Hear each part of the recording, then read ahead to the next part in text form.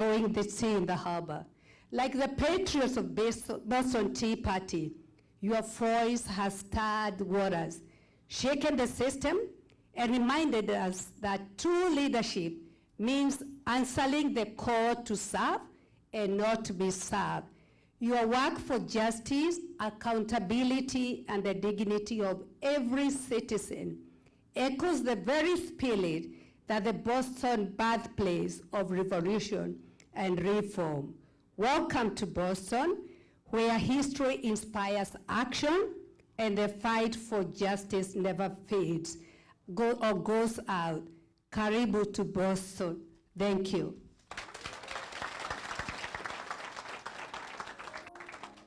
Asante sana, Wanja. This junction, I'm going to call upon Bishop Oshira to come here and introduce the community leaders.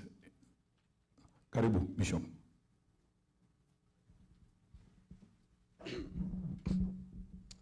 Your Excellency, Reverend Dracut, we want to take this opportunity and welcome you here in Massachusetts and Boston. When we heard you are coming, we organized ourselves as the House of Clergy, and we said we will come and meet with you, even though we have got a dinner on Tuesday that we have organized for you, for clergy. We want to tell you in Boston is a place, the only place in the United States where pastors, bishops, and all the clergy work together for the good of our people. We came to understand the scripture in the Bible back in the days of David, Psalms 133, which says, "Behold, how beautiful and how pleasant when brethren walk together in unity." This is the Boston unity. These men and women who are seated here, they don't belong to one denomination. These are Kenyans, and we have come together in the spirit of Kenya, because a Kenyan reader or Kenyan readers are here. 22 years ago, when we came to this country, there was no such organization. Men and women sat down because of the many challenges that we are going through. We said we will put aside the divisions of religion, and we are going to work as Kenyans, because before we chose religion, we were born in Kenya. As little babies, we grew in that nation called Kenya. And we decided, as Catholic with His Excellency, there are concerns that we have for our nation. And these men you are seeing here are very, very concerned with the way things are going. And the voice of clergy, who cannot be compromised, is very important at a time like this. And we will talk with you, we will listen to you as clergy, and these men that you are seeing here and women have got questions for you, because we want to build a strong Kenya together. These are the men and women who support the economy of Kenya in a very big way. In fact, right now, because the manufacturing and the farming for many years has not done very well, the diaspora people have supported that economy in a big way. We said we cannot be ignored. People sit down and organize for how those people can be helped. So when you see these men and women who are here, they do more than pulpit. They are the leaders of our community. And to say the least, it is the only organized group that can host something like this.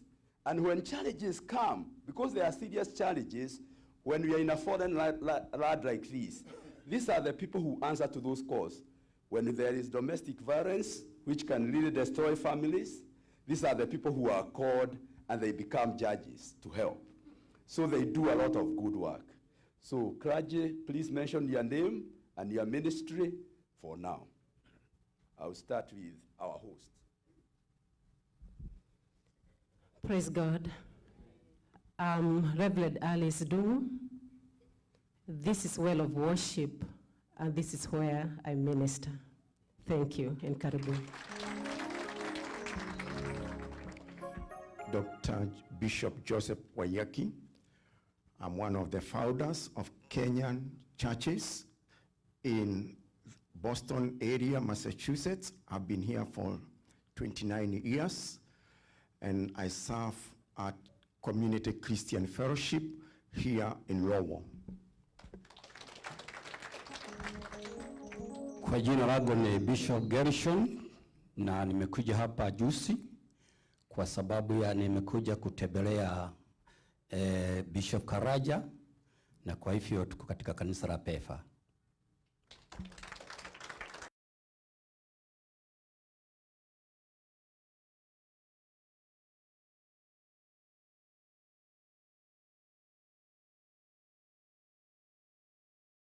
Lowell, and I serve with the Anglican Church, St. Mark's Anglican Community Church.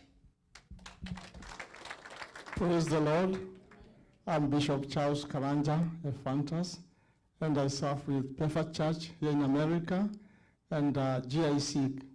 Join our group. God bless you.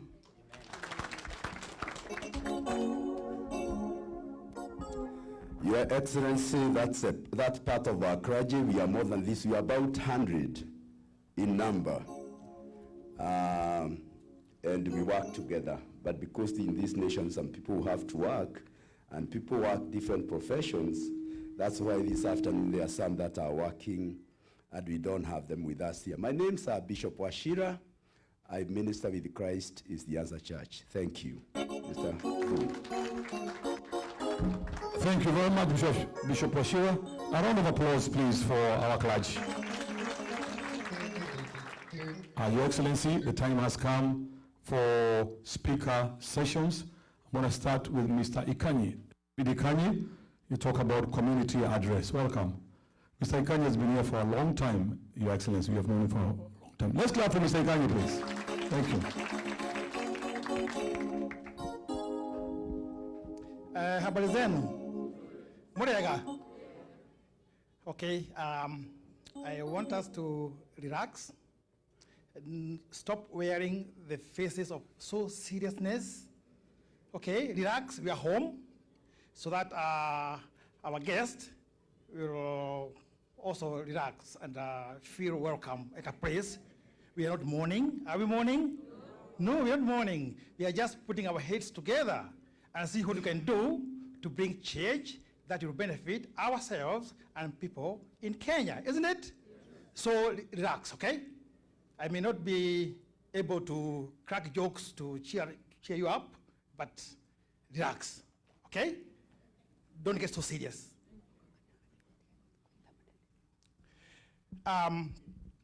My first address will be to introduce to you and to His Excellency the diaspora, what it is here in New England. Most people don't know what it is. What happened in early 90s when I came here, people were running away from the economy of Kenya and harsh leadership of that 24-year dictator, you know about it. So we ran away from there. We found some people here who had come before us for further education, which is okay. All they knew was America and their education, and that's it. But when you got that influx of movement from Kenya to here by people who could afford an air ticket, that's when our community here, at least in New England where I was, started to grow. By the time I came here, there were like maybe a handful, maybe 20, maybe 30. We knew each other by names, and where you worked on what you did for a living. So as the community grew bigger and bigger, we decided to ask ourselves, how can we do our things with a taste of Kenyan culture? We used to worship in a white man's church. So for the few of us who loved the church and the pastors who were there, like Rigathi Gachagua, we put our heads together and decided to start the first Kenyan church. And since we are 100% Kikuyus, it was a Kikuyu church by the name St. Paul in Morden. That is the birth of the Kenyan churches in New England and in America. So we grew through several metamorphic changes and stages. And today we have major churches like ACK St. Stephen, where I work today in the morning, which is a very beautiful church, and others. So we started doing our community things using the institutions of the churches. Twenda gwika maundu maitu, twathiaga kanitha-ini, tweka maundu maitu, twita andu a Kenya. And when the government of Kenya tried to reach us here, they were coming to our churches to meet the people. That tradition has lived to today, because unlike Kenya, where Rigathi can go on top of the SUV and go to the right and find people and wave them, here if you do that, it's not a catch here. It's not allowed. Okay? Even during our own campaigns here, we just come like this way. Yeah, the politician will come here, they call them city hall meetings, town hall meetings, that's what we do. So that's why even today, this being a huge Kenyan community gathering, we are assembled in a church, because we Kenyans, as a community, we don't have our own town halls, do we? We don't. So we recognize church in a big, big way. Before we do anything, we say, have you told the bishops? Have you called Bishop Bashir, the chairman of the president of the bishops? That's how we operate. And and we will continue that way, because that's the way it is. I don't expect us to do a harabe and make a community hall out there. No, it can't happen. So that's how it became a Kenyan community here. And all the other details of remittances, and shipping people home when they are sick, and taking our kids to school and counseling, all those, we know them all, okay? So this is the diaspora of that nation. I will introduce you a little bit to His Excellency, because I knew him way back. We went together to the Nyayo Youth military training in Gilgil before joining university. And all that time we have been together. So about him, because some of us came to know him when he became the deputy president, and actually others knew him when there was this chaos of impeachment. I want to give a little background of him. I won't talk much about Dorcas, although I knew her too. Yeah, but let me dwell on DKG. DKG leadership did not start with UDA. It started those days when we were in the university. There were these groups of university students. They were like a county university students. By then we were called district university students. We had ours from Kiambu, there was one from Nyeri, and the others from Nakuru, all over the place. The Nyeri University Students Association was dormant. They were doing nothing. So he rose up and said, guys, you are doing nothing. We have to move on. So he came there, took over. They were like, why is he taking the leadership from Nyeri? What? Before we knew what we were saying, the nearest association was so established that they even found an appointment with the president of Kenya to go and present their case there.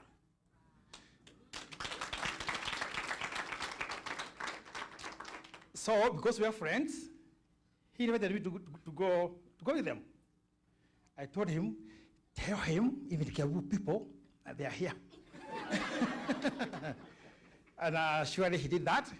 He told the president that we are here with Kiambu people, Kiambu university students, and the leadership, and they would like to see you too.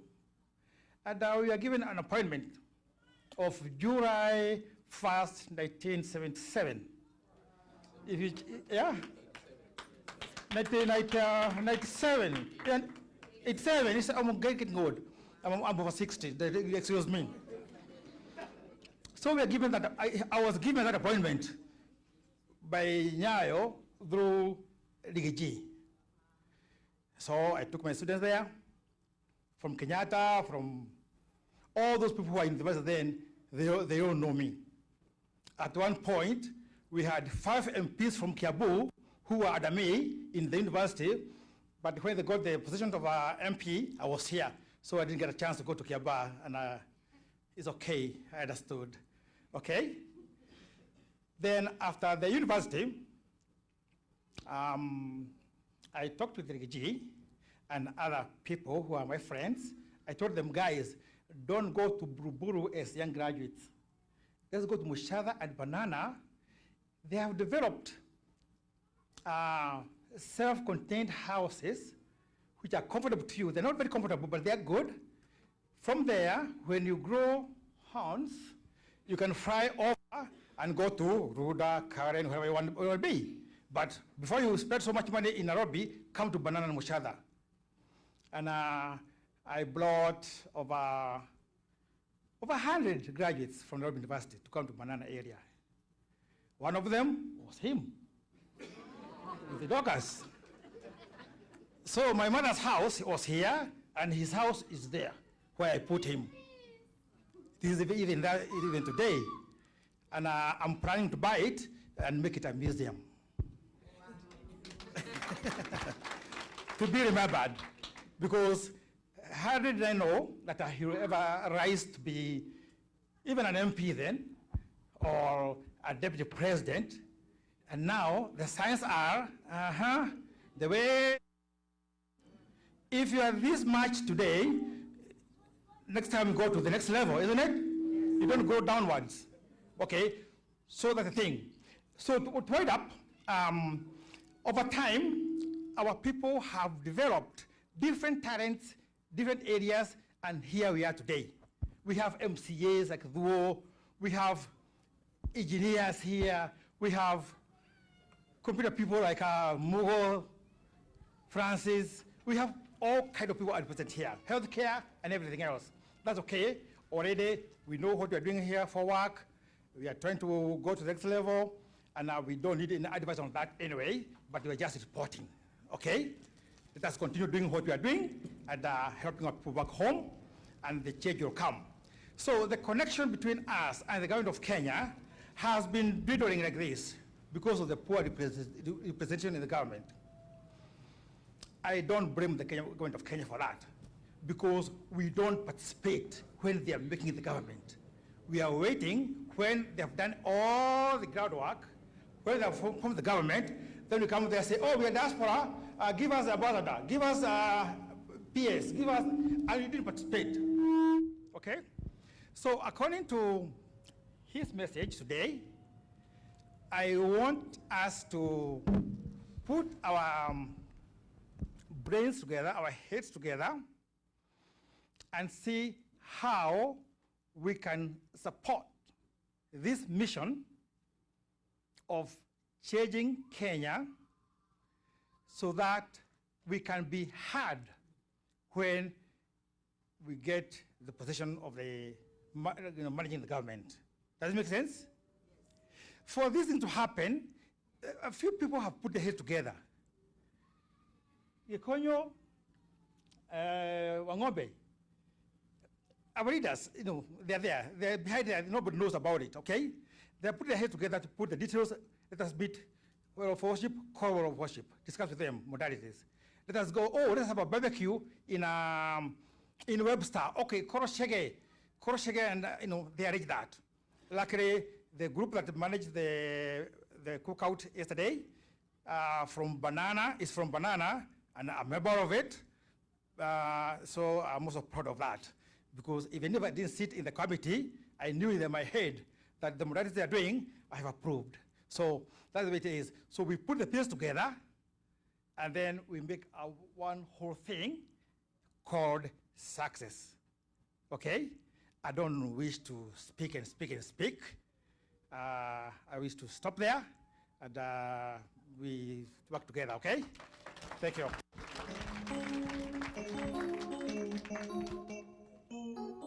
Thank you very much, Mr. Kanyi. Let's clap for him again. I know it was a long story.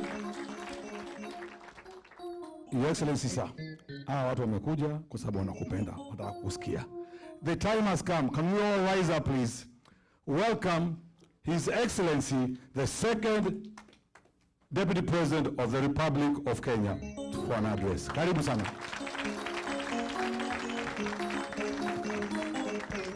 Thank you very much. Please be seated.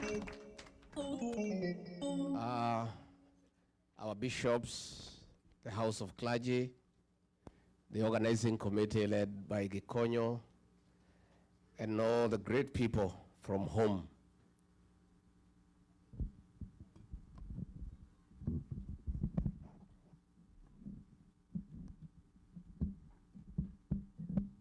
God is good. And all the time. Nisalimieni kwa haya. Bwana Yesu asifiwe. Bwana yetu asifiwe tena.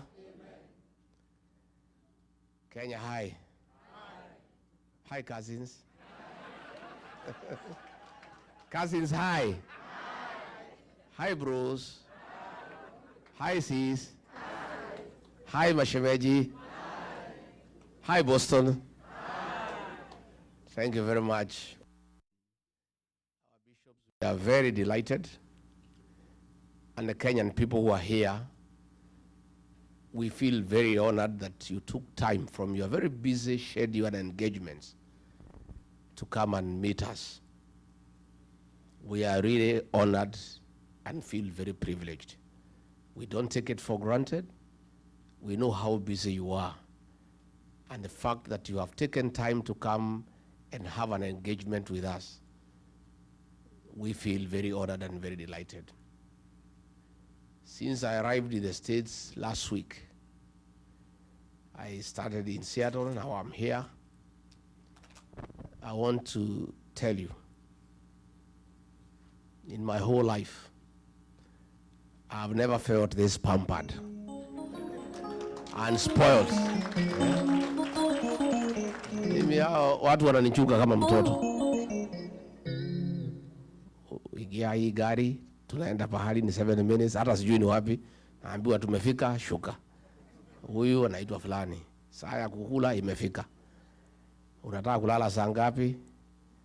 Unataka kukula nini? Ndio hii. Unataka kuoga? Unataka maji moto ama baridi? I've never felt so loved. The love and affection you people have shown me and my wife, we feel very indebted, and we feel we are in the right place. Tumeshukuru sana. Yesterday we had a good meeting with some business people. Later on we had a barbecue in Webster kwa jamaa moja anaitwa Madhu. Tukakuta hako na ploti kubwa. Tukamwambia tukatie kidogo hata 100 by 50. And the guy is living well there, and he was saying it's a village, but it's a good place. Today we were in church in St. Stephen, and it was great. Now we are here to engage with Kenyans, and these are Kenyans from all communities. You know, back home, our detractors are accusing me of only talking to my people from the mountain. That is not true. I came here to engage Kenyans, but as I engage Kenyans, I also come from somewhere. So along the way, utapata watu ya nyumbani mukoroge lugha kidogo. But we are here for Kenya. Kenya is a great country. And I want to disagree with, I heard Akina Musalia saying, ati nimekuja hapa kuharibu jina ya Kenya, kusema things are not working. Now, Kenya is a good country. And nobody has any issue with Kenya. We have a problem with bad leadership. And that's what we are discussing. And I think it's dishonest for Musalia to expect me to come to the States to cheat people that things are working when they know they are not working. I don't need to tell you SHA is not working. You already know. So you are the ones who is taking care of your parents back home. You know it's not working. Is it working? I don't need to come here and cheat you that the cost of living is manageable. I cannot. I will be a very dishonest person. Because you already know that the shopping you used to do for your parents was 10,000 before Ruto became president. Today, you need to spend 30,000 to do the same shopping. True or false? So I want to tell leaders back home, me, I'm a truthful man in Kenya and abroad. And I don't think, I think it's unfair for people back home to expect me to change my character simply because I'm in the United States. I've been truthful in Kenya. I will remain truthful in the US. And when I go back, I will even be more truthful because you'll have told me a lot of things. Ni mzuri tuheshimiane na tuheshimu wa Kenya. I think it is lack of respect for the Kenyan people to tell any Kenyan today that things are working. Last week when we were here, fuel prices shot for diesel by 8 shillings and petrol 9 shillings. And it has a ripple effect. The matatu people will have to increase their fare. Those with the factories will have to increase the cost of consumer products. So we cannot come here and pretend so that we look nice, that we love our country, we are so patriotic, we come here and lie to the people. Oh, nyumbani mambo iko mzuri, kila kitu iko sawa sawa. Oh, economic growth 9%, hakuna shida, watoto wote wanafurahi, hata hakuna mtu nauliza hawa, wanacheka tu kwa barabara, hata polisi wakiwapata wanawapatia maua. You want us to come and tell those kind of lies? And with this technological revolution, you people know what is going on at home, even more some people work on our village, isn't it? You know what is going on. So I'm here to have an honest conversation with our Kenyan people, because Kenya is our country, it's our motherland, it's a country that we all love.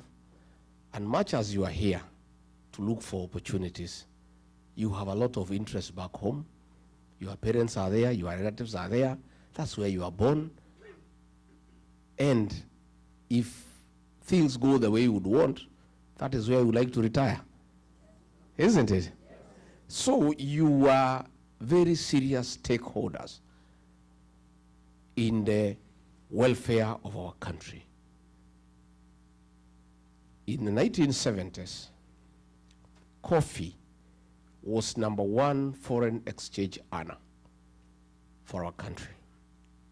In the 80s, coffee was overtaken by tea, and tea became #1 foreign exchange earner for our country. In the 90s, coffee and tea were overtaken by tourism, and tourism became #1 foreign exchange earner for our country. As we speak today, all those have been overtaken. The highest #1 foreign exchange earner for the Republic of Kenya are remittances from the diaspora. You people here in Boston, United States, in the UK, in Germany, in the Arab world, you are driving the Kenyan economy. For us to pay our public debt, which is in trillions, we depend on the dollars you send home. For us to import things from China, from elsewhere, the foreign currency that we depend on comes from you.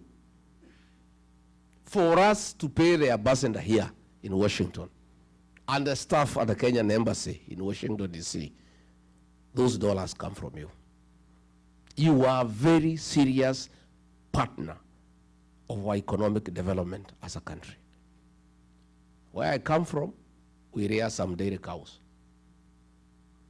A dairy cow is only useful when it produces milk, and a lot of milk for that matter. For you to get milk from a cow, you must look after it very seriously and very carefully. You must make sure it has enough hay. You must give it dairy meal. You must give it sun. Nowadays, because it's cold, we are giving mattresses for the cows to sleep on so that they don't feel cold. Things are even getting more technical. If you want the cow to give you milk, and a lot of milk, we are now playing country music of Ken Rogers and Don Williams and Crystal Gill to our cows to produce milk. And if you don't take care of the cow, inakata na mazi? The diaspora brigade is a Kenyan dairy cow in matters foreign exchange. There is no way the dollars will flow to Kenya when the diaspora people are unhappy or when they are unsure of what is going on at home. They will even be more reluctant to send any money home if the president orders police to shoot and kill young children. They will not, because they have children at home. They will not send money back home if that money is being given to Soprano to go bribing people in meetings. These diaspora people want to see construction of roads. They want to see provision of clean water. They want good health for their parents. They want to hear that hospitals have medicine. They want to hear schools, children are being taught and their books. They also want to know what is the safety of their investment back home. These people here are reluctant to send money home after the money has been taxed here in America for it to be taxed again in Kenya. And that is the conversation we want to have with you. Why do I want to have this conversation? Because I'm sure 100% there is going to be a regime change in Kenya. We are going to have a new government, and we want to start preparing our partners in the new administration. Yeah? There is no need for us to wait when we have sent Ruto home, then I start coming to ask you how we can work together. Since we are sure ataenda nyumbani. Yeah? Kwani hapa ni one term? Hapa ni one term? What do you mean? Here in the States? In Boston? It's one term? Let me test nione kama ni kwata. Aya, Harambee. Wewe Ruto. Wewe Kasongo. Wewe Kaongo. Wewe Zakayo. Wewe mtu ya kutenga. Wewe harabu wa shamba. Wewe mwizi. Wewe muuaji. Aende asiende? Atembee asitembee? No, nimekubali hapa ni one time.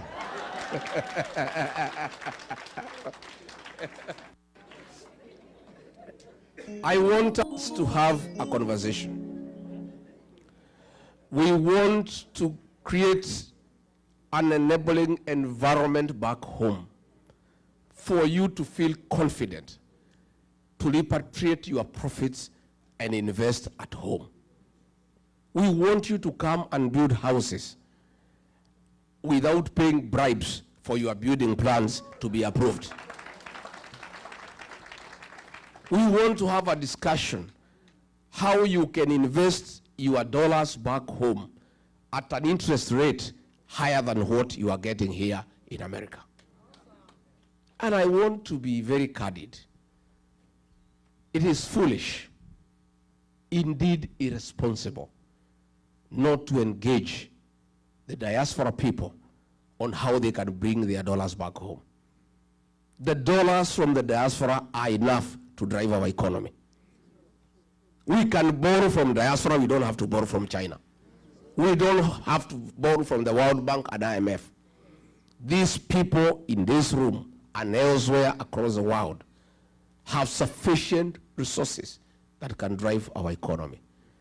But they cannot entrust their money to a corrupt regime. They cannot entrust their money to people who are stealing left, right, and center. And definitely, they also cannot entrust their money to those who kill their children. Because these are also Christians. They are people who are religious. They have some moral fabric that drives them, that you must be a morally upright person for them to entrust their savings with you. So that is the conversation along the way I'll be having for the time I'll be here, and I'll be back again and again, so that by the time we are going to elections, we have an MOU with the diaspora people. I know you have been betrayed, and therefore you may not be very quick in trusting us. I have been betrayed too, so that makes the two of us. Sindio, the Kenyan people have been betrayed. So now we cannot talk about betrayal because everybody has been betrayed. You know the kind of excitement the Kenyans people had when we elected Ruto as president. He promised many things. He said he'll put money in our pockets. Little did we know he would get into the pockets and remove the little that we have. Through taxation and stealing. So everybody is feeling bad. Everybody is feeling let down. People are almost giving up, but I want to say don't give up. There is a hope for a better tomorrow. The Kenyan people are very resilient and they don't give up. I want us to have a partnership with the diaspora people. I want to see where you people can form yourselves into cooperatives, pool resources together, import our coffee from home and market it here and make the profit and pay our farmers better. Our coffee is the best in the world. When you buy coffee here in Starbucks, it's impossible to afford. But the brokers take all the money, they don't pay anything back home. Our tea, our avocado, the prices here are crazy, yet the farmers at home are crying. If you people organized yourselves, put money together, purchase avocado from home, sell at the same price, keep some profit, and pay your mothers and aunties well, you will have done well for your country and for yourself. I have many ideas, but those ideas, I have to work with them with you and our children, the Gen Zs. These Gen Z fellows, the present and the future of our country. And there is no leader who is going to succeed without working with these children. They are more knowledgeable than all of us. Hawa watoto, hakuna kitu hajui. Wamesumbua Ruto, he is not sleeping. Na alikuwa anajifanya ni mjuaji. Amekanyangwa na hiyo watoto hana pahali ya kupotea. Because they are educated, they have pressure, they have access to internet, they are talking with their peers across the world. And the administration that we want to form, the Gen Zs will be part of that government. I want the Gen Zs on the decision-making table so that they can help us to manage our country. Our party, the DCP, the National Executive Council of about 36 people, 13 of them are Gen Zs, young people. And they are the ones who are driving the party. And I am a beneficiary of their knowledge and advice. I listen to those young people. Sometimes I open my mouth, I'm left gaping with the knowledge and the ideas that they have. And these are the people that we want to partner with. And I want to say very clearly, if God is gracious and gives me the opportunity through the people of Kenya to be president, I'll have a mix of experience and youthfulness in government. Where we pick a cabinet secretary who is experienced, the principal secretary is a 24, 25-year-old girl or boy. They work together. So that the elderly experienced can guide the young people and slow them down. And then the young can bring energy and vibrance and fresh ideas. A mixture of the two will liberate our country and make it a world-class economy. That is my wish. That is my dream. It is doable, and already those young people, by listening to them, we are getting to places. And that is why we cannot allow William Ruto to kill them, because we need them. We cannot allow him. So saa ingine mkiona mimi nakuwa mkali kwake, mnielewe. Sina ubaya, ni hiyo watoto. You know, as Deputy President, when he made a decision that those young children should be killed, I said no. And when he ordered for them to be shot, I called a press conference in Mombasa when I was in office, and I told him off. Do you remember? Yes. And that's where my problems with him started. And he said he cannot work with me because I am disobedient and have admonished him in public. And I said, I would rather lose my job than be part and parcel of a government that kills young children. And let me tell you, today we don't have the job, but I have peace of mind. I sleep well. Hata jana nilichelewa na mkutano kwenda huko Webster. But William Ruto and Soprano, because of the blood of the young people that they carry, they don't sleep. They are in anguish. They are crying every day. They are all over crying because they carry the blood of our children. And I told William Ruto, these children you are killing, you will never have peace. And your children will have no peace either. These are people's children. They are only crime, they're asking for justice. They're asking for transparency. They're asking for good governance. They're asking for accountability. What crime have these young boys and girls committed? As we speak back home, there is 2-3 barriers every day for the last 1 week. The June 25th protest at the Sabasaba, they have given a figure of 41. It's a lie. More than 100 children were killed. And about 400-500 are in hospital with gunshot wounds. And I saw it coming. That killing, I saw it coming. And that's why I disagreed with William Ruto. And I told him, you can push me out of government, it's okay. I cannot be part of a killer government because I'm a Christian. I'm also a human being. I'm also a parent. I have agencies in my house. What worrisome is that he is no longer pretending. It was being done through the police, through the National Intelligence Service, anajificha mbali. Him and his boys are no longer pretending. There are 3 instructions that have been given. The first one by Kipchumba Murkomen, his homeboy, kijana yake ya nyumbani. Shoot to kill. That is there. It has already been implemented. It is going on. The second one from Ruto himself, shoot in the leg. That is the second one. The third one from Nelson Koech, his tribesman. Don't shoot in the head, in the leg. Shoot in the head. So those 3 instructions from William Ruto and his homeboys are in force. That is the danger we are in as a country, where a president elected by the people can give instructions in public that children be killed, where his minister can give instructions and he's not apologetic about it. That is the situation we are in.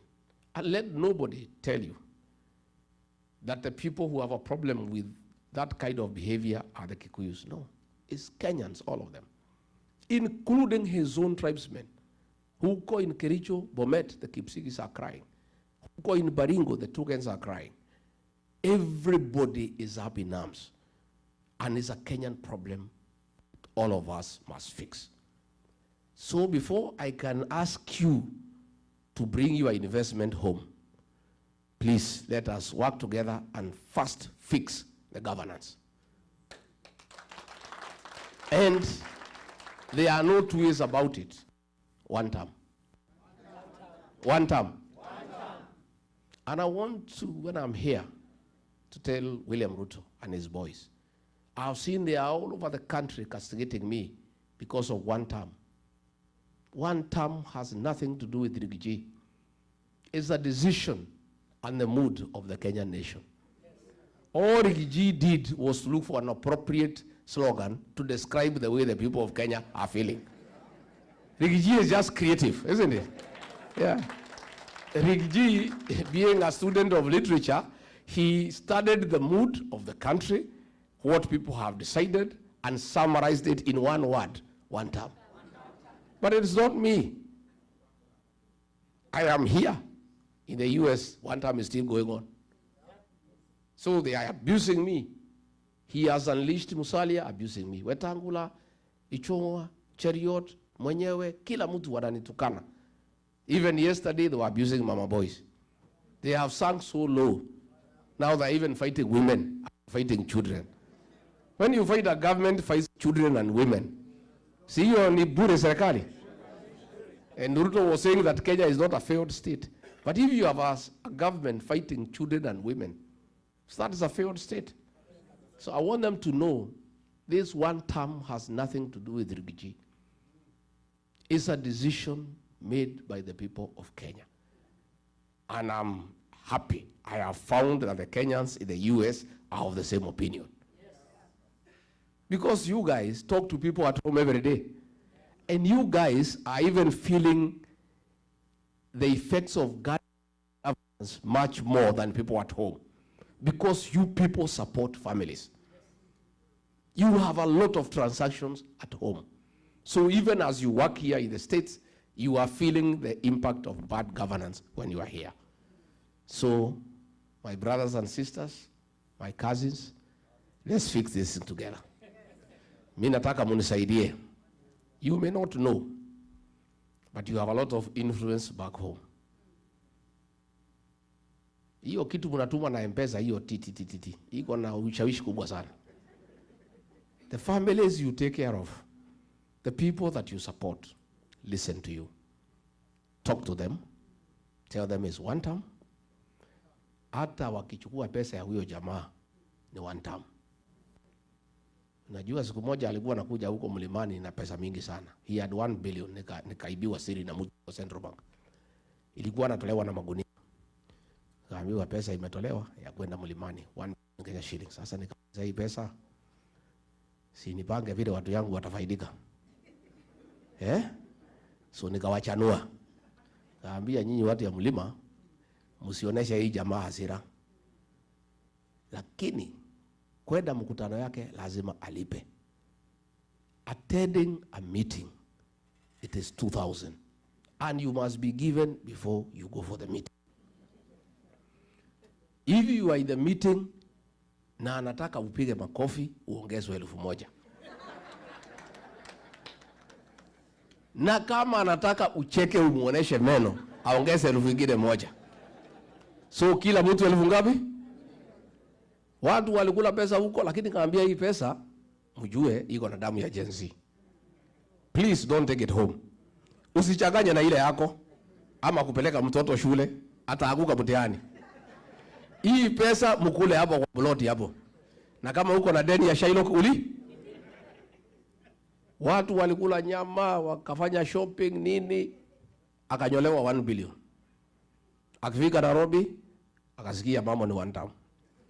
He has never come back there. Jana nimeona Masaini, Wamasai wamechanuka. Wamasai wamejaa hapo karibu na Kiserian, Soprano alikuwa ameenda hapo na pesa na gunia. wanapiga makofi, wanacheka, wanaimba, wakapewa kila mtu 2,200, wakanyamaza. Alipoingia ndege kuamuka kufika juu, one time. Another group of bodaboda walikuwa wameenda pahali zaitwa Bisil, wamelipwa kila mtu 3,000, wakapewa, wakalipwa. Alipoingia kwa ndege, wakija kwa bodaboda, wamebebana watatu, wanasimamisha gari, wambia, wewe mwenye gari, one time. Wewe mwenye gari, one time. That is what is going on in Kenya. So I want you to tell people back home, hiyo pesa ya Kasongo ikija mkule. Lakini ni one? Mutawaambia? Number 2, na nyinyi mupige kura. Those who are able to come home, you vote there. Those who can vote here, you vote here. Again, your congressmen and your senators, you tell them about what is happening in Kenya. Ndio watusaidie kwa Congress and Senate. And because they need your votes here, they can listen to you. You must tell them about the human right violation in Kenya and what is happening back home, so that the American government can understand whom they are dealing with. So mine is to tell you that you are serious partners of our new administration. And I want to assure you, we cannot get it wrong. Ruto is trying to divide the opposition. Ndio apitie katikati. Na yeye ni mkali na ni mjanja. Na ako na pesa, na watu wengi wanapenda pesa. Many people, very few people can be able to withstand corruption through money. So within our team, anajaribu, lakini tumekaa imara. Tumekubaliana, mimi niko hapo. Kalonzo ako hapo. Matiang'i ako hapo. Eugene Wamalwa ako hapa. My sister mother ako hapo. Natembea ako hapo. Hata huyu Mtata ako. Na yule mtu yote anataka kuwa rais. Tumesema kila mtu aende atafute kura zake. Kila mtu asanye zake. Pale mwisho, next year, hapo after Christmas, tuketi. Tuweke kura kwa meza, tupige hesabu, tuulizane nani atapeperusha bendera as one candidate only against William Ruto. I am a front runner, and I think I have the best chances to be president. But I want to give you a commitment. If the formula does not favor me to send Ruto home, I'll sacrifice my ambition and support whoever the formula favors. Because if he is treating Kenyans this way, when he still needs their votes, you can imagine what will happen if he gets a second term. Kama anasema ati watu wapigwe risasi mguu na gari anatafuta kura, na kama hahitaji kura, si atakupiga yeye mwenyewe. I don't think he even said anybody to shoot people. He'll do it himself. So it must be one term, and we must sacrifice. So I want to give you that assurance. I have seen some report by KTN, sponsored by the National Intelligence Service. So wamekubaliana na huyu, so that they started dividing us and causing conflict. We have not settled on anybody, and it's not yet. There is only one thing that has been agreed on, one term. Si ndio? Hiyo tumekubaliana. As to who will replace him, bado. But Wakenya wamesema hata wengi hawataki kujua. Some women at home waliambia si hataki kujua ni nani. Bora huyu atoke. So what has been agreed on, and now the newspapers can write, KTN, you can do a video, nani ni one term. Hiyo muendelee. That I want to confirm. That has been agreed on. As to who is a flag bearer, at the right time, we'll discuss. And government is huge. There is space for everybody.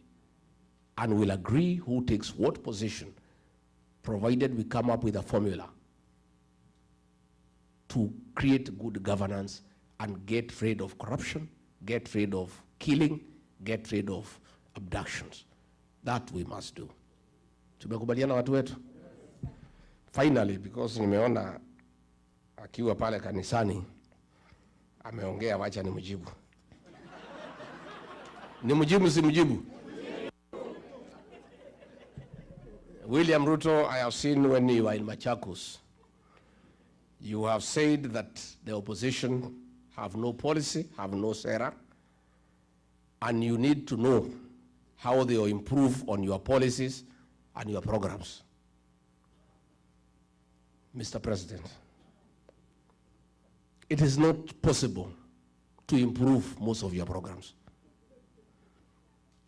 Your biggest program is lying.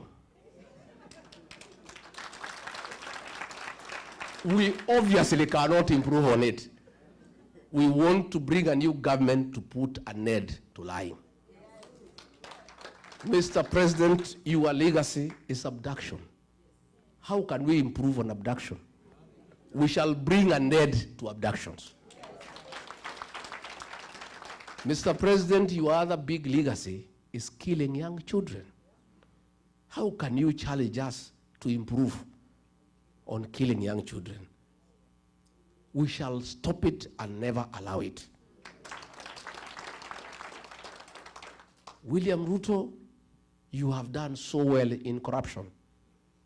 How can you challenge us to improve on corruption? We can't, of course. We must bring an end to corruption in our country. William Ruto, you have done so well in destruction of institutions of oversight. You have captured parliament. You have captured all institutions of oversight. How can you ask us to improve on destroying institutions? We will restore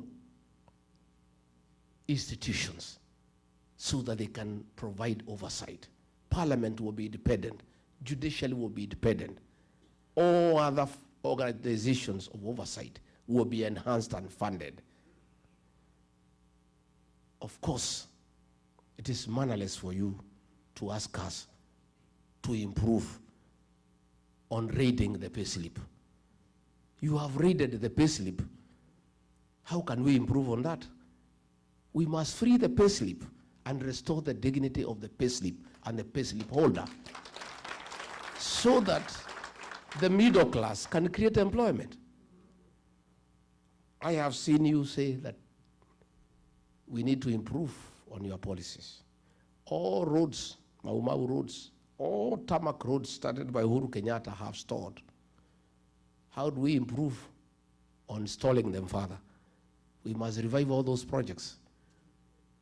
And finally, I have seen you say that you did not overpromise. I want to correct you. You didn't overpromise, you overlied. Tumemjibu watu ya mjibu.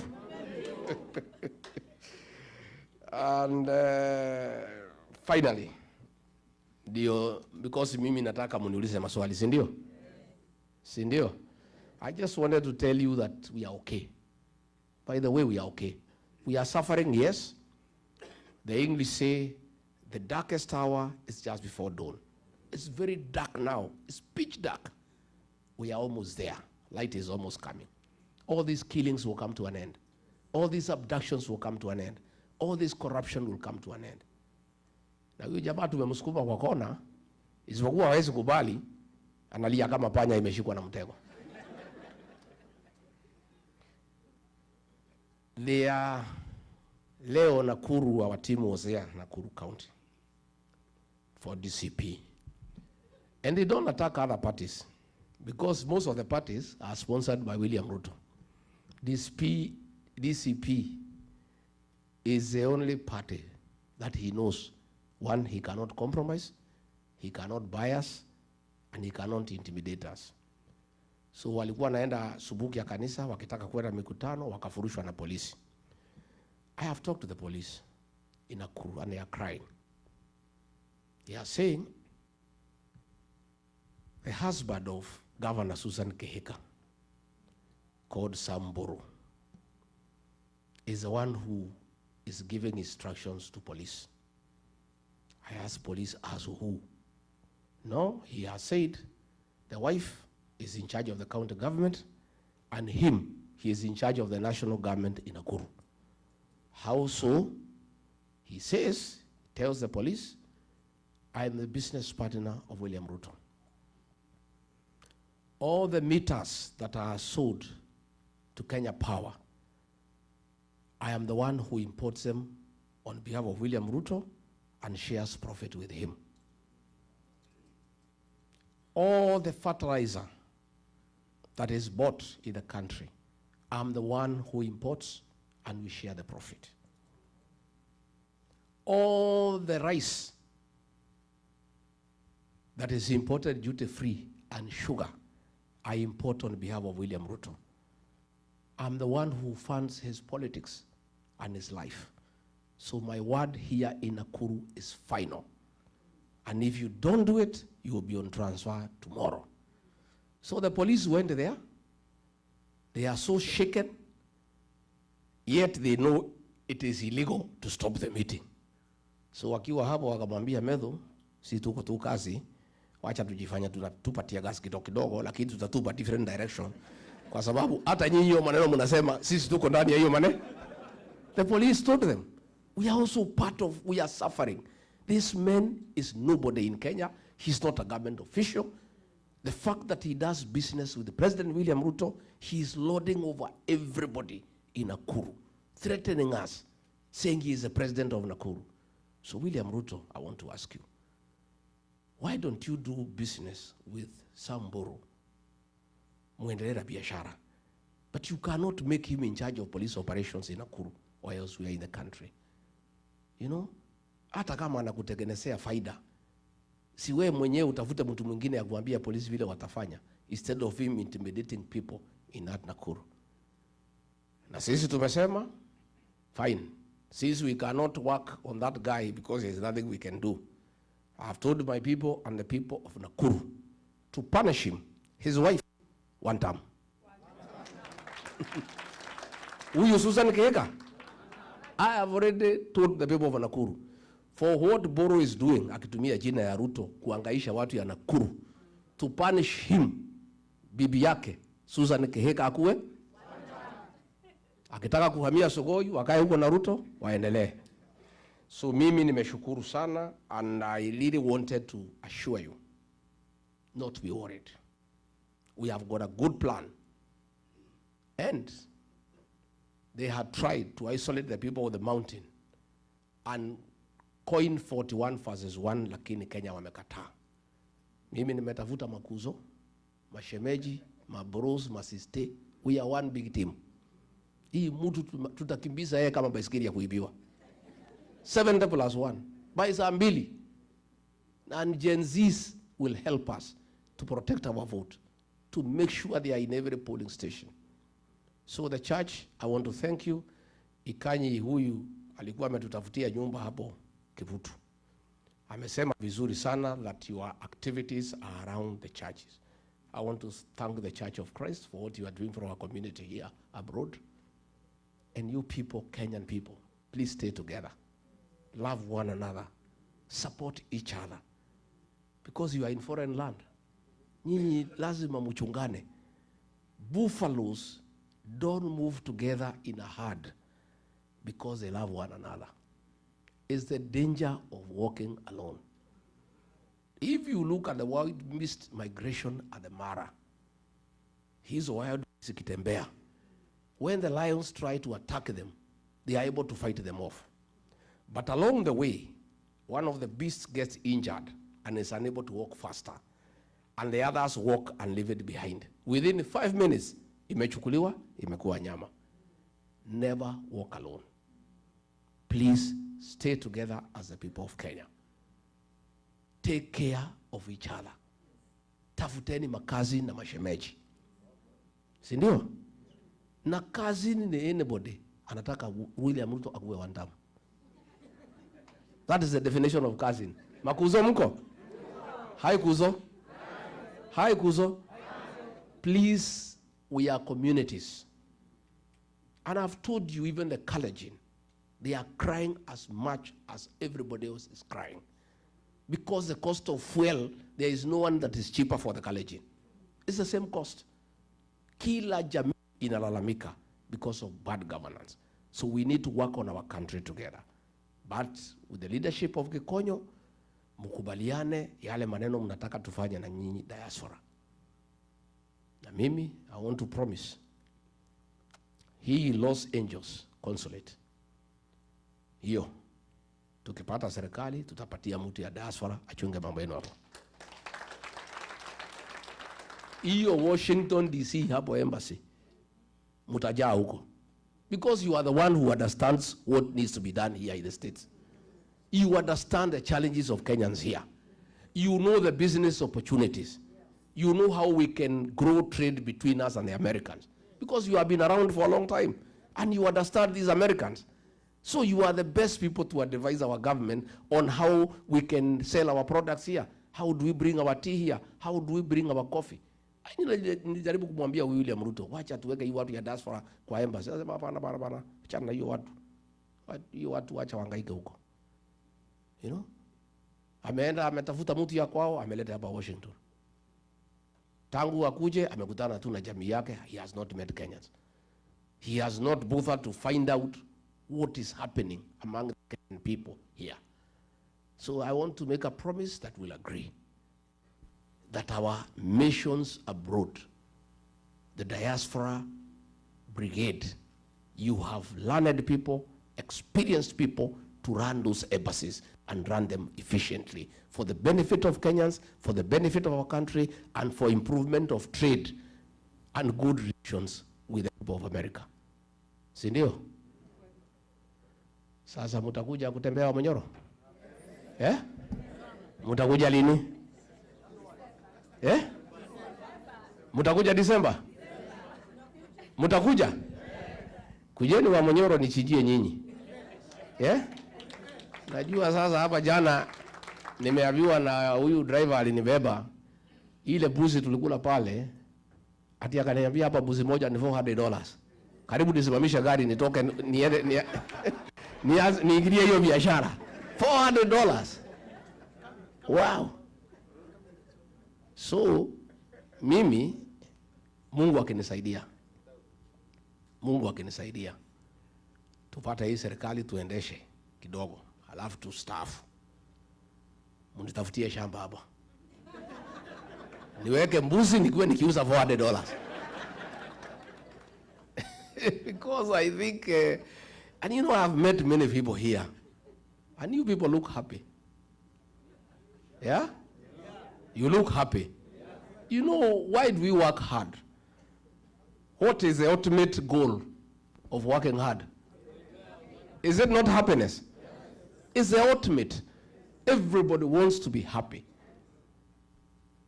And that is what we desire. But people are only happy when they are also comfortable. You are able to afford health care, you can drive a good car, you can take your child to a good school, you can afford a holiday once in a while. Najua nikiangalia hawa mama hapa, I remember at home, my dream, huko nyumbani. Today tulikuwa kanisa HEK, I was telling the Reverend, we want our women, wale wa Mothers Union, wale wa CWA, wale wa Women's Guild, ile kitambaa wafanya ile siku tu iko sherehe ya kanisa. These are the days. Kwa sababu wako na pesa, waende wawewe kwa ile kinyungu izungushwe, nywele ikae sawa sawa.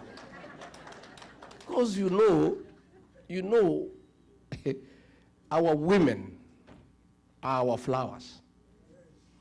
When our women dress well, they look nice, they look beautiful, we are also happy. Sindio? And that will only happen when we empower our women. Akuwe akitaka kununua nguo, sio lazima aende kuona bwana yake. Sindio? She can be able to do something for herself, to look good, to look nice, without talking to anybody. We want a situation where Sisi was there, zamani, when my father was there, he had money for coffee. He would get 1,000 shillings and give his wife.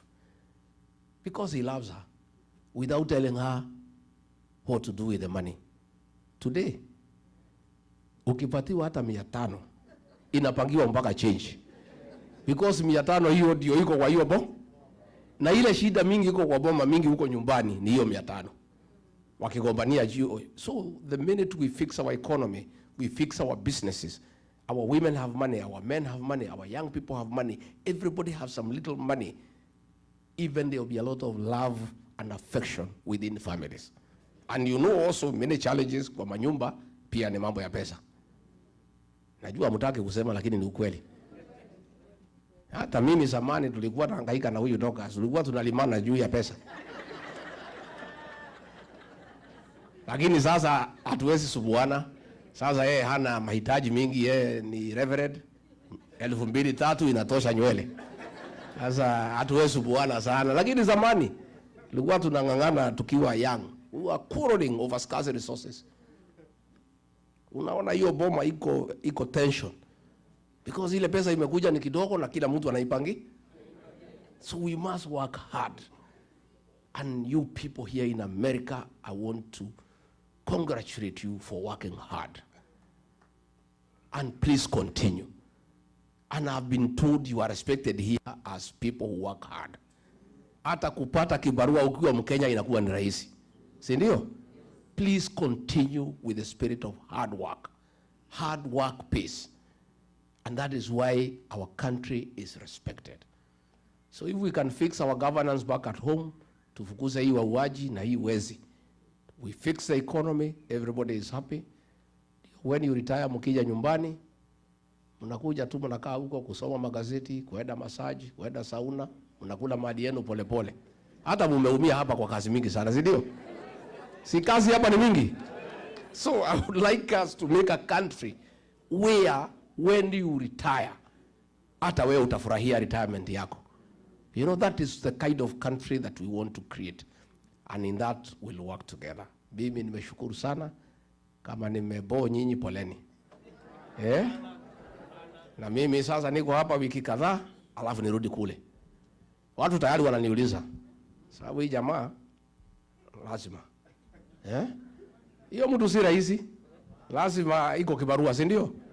Iko kibarua. Anajua mimi ndio namuelewa kuliko anybody else. Mimi namuelewa sana. Lakini uongo. That man lies without blinking. Amekuangalia tu namna hiyo na kudanganya. Tangu nizaliwe, I've never come across such a liar in my entire life. Na ilifika pahali mimi nikaona siwezani naye. Siwezi kwa sababu mimi ni Mkristo, ni mtu ya ukweli. Tulikuwa tunaenda kufungua barabara. Na anajua there is no budget, there is no money. Matiga inabebwa, matrakta nini, anaenda anachukua bendera, anaanzisha. Tunaingia ndege, tunaenda, matiga inatufuata. Sasa nikaenda nikamwambia rais, hii uongo si itatumaliza. Sema bana, hii raia ni watu ya kupangwa namna hii namna hii. There is still time, wewe acha tupanga hii watu. Namwambia but we promise. Anasema hiyo ilikuwa ni campaign bana. Wewe unafikiria ile maneno yote tulisema tutafanya? Haiwezekani. Hiyo ilikuwa ni mambo ya kutafuta kura. Namwambia lakini rais, why do we go to start a project when we know for sure it will not go on? Abana, you know we must keep on going to the people. People live on hope, my brother. Wewe Rigiji, wacha mambo mingi. Wewe wacha maneno mingi wewe. Wacha nikuoneshe. Mimi nimekuwa kwa hiyo karabati miaka 35. Hii watu nitawapanga na watapangika. Hao watu walikuwa napanga. Wamepinduka. He cannot tell them anything. Anything that comes from his mouth, even before he finishes, watu wanasema ni wo? And for killing our young children, he will never recover. Hata akilete manifesto gani, hata akija na binu gani, people of Kenya will never listen. It is done and dusted. It's only a question of time. And the worry is, wataiba kila kitu kabla tuingie. That is my only worry. Hii miaka 2, kupora mali, all the taxes we are paying. Pesa inasanywa, inapatiwa soprano, anabeba pesa na ndege. Helicopter sinamfuata karibu usifanye accident huko juu. Everybody has a helicopter. And you know helicopter is $1 million a day. Sasa mpaka ng'ombe simeanza kufuata miscarriage kwa sababu ya kelele ya helicopter. Hata kuku hazitaki mayai. Oi mandege napiga kelele everywhere. Mpaka the animals are confused. You know? So, tumekubaliana watu wetu? Mnataka nirudi tena? And we have really enjoyed. We are walking in the morning. The place is beautiful. We are having a time of our life. Wachungaji mmesema tukuje dinner. Iko ugali? Whatever mtatengeneza tutakula. Mbona usipatie snails ama frogs or snakes, but all these other things tutatangangana naye. If it looks kama ni kitu ya nyumbani na karibiana tutakula. We'll come so that we meet our church leaders. We respect you, we honor you, and we really appreciate the great job you do to keep our people spiritually taken care of. Because in these difficult times, our people need spiritual nourishment from time to time.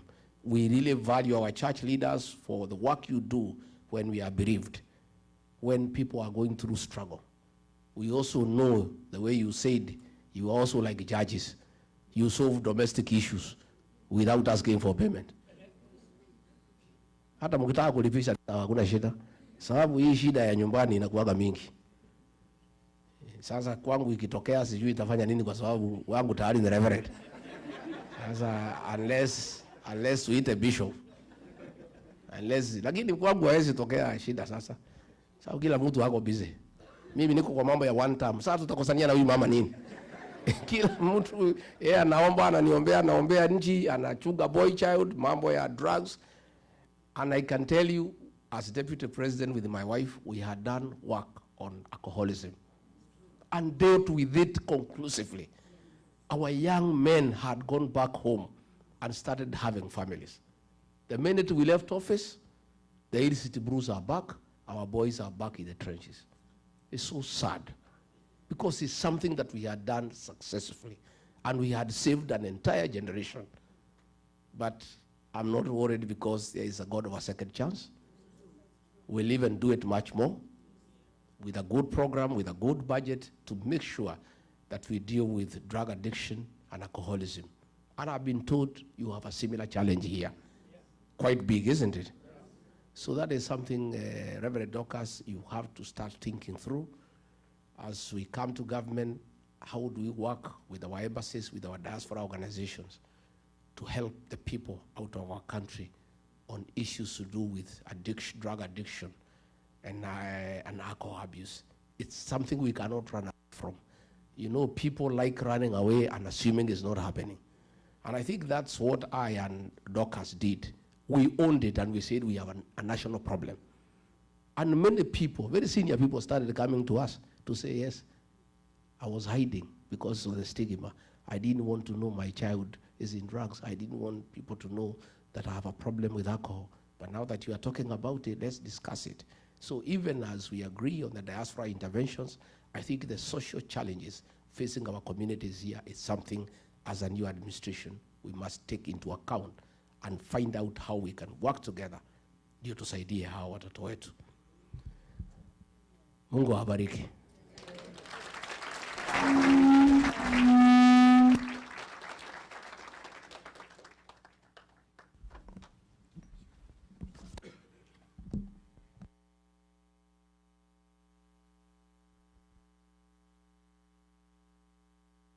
Asante sana, Your Excellency, kwa hiyo umetuongelesha vizuri. Wakati huu tutaenda ile inaitwa Q&A session. Question and answer session. I'm going to ask Amos to help me out. Tafadhalini, one question per person. And by the way, not everybody can ask a question. Because even essence of time, we are cutting the program. So, how many questions per person? And how many people? How many? 3 people. 3 people. 3 questions at a time. 3 questions at a time. Amos will help us out. Thank you. God is good. God is good. Whew. We've been sitting there, we've been listening, it's been sinking in, right? Let's all stand up for a second. We want to make sure we have a wonderful Q&A. I know we want to hear more. We want to hear more, right? How many appreciate all that we heard today? Come on, let's put our hands together. Yeah. Come on, I see someone who is not clapping. What's going on, right? Well, let's appreciate His Excellency one more time. And yesterday, as we ate that nyama, we understand there's one language that is so good and so clear and so right. And what's the language? What? That's a bishop, huh? Hey. All right, let's say we're going to do it this side and then this side, and we're going to wrap it up.